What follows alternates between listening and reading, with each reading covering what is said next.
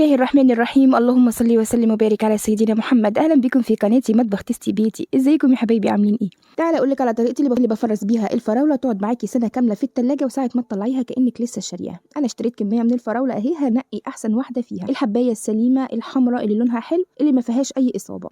بعد كده بنقعها في ميه وخل لمده ساعتين. لازم تنقعي الفراوله من الفاكهه الحساسه جدا، ولا غسيل كتير، لكن حركة النقع دي بتخلصها من كل المبيدات اللي بتبقى لازقة عليها والحشرات اللي موجودة تحت الورقة الخضراء.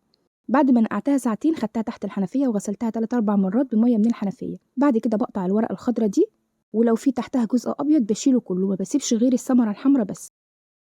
وما بقطعش الفراولة إلا هفرزها بشيلها سليمة. شيلي كل الأبيض اللي فيها وسيبي الأحمر بس، وشيلي الورقة الخضراء دي. والأحسن للفراولة إنها تتفرز سليمة، ما تقطعيهاش عشان ما تجيبش ميتها وتبقى زي المسلوقة معاكي. بعد ما بقطعها كويس كده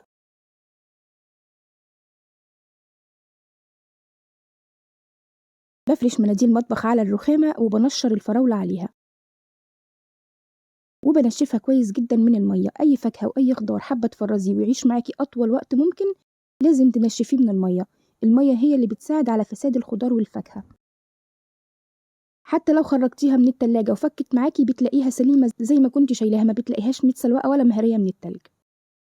بعد كده بعبيها في علب من علب الحفظ بتاعة الأكل. أنا ما بحبش أشيل الفراولة في أكياس عشان ما تتفعصش في الفريزر ولا تيجي عليها حاجة وتهرسها في الفريزر.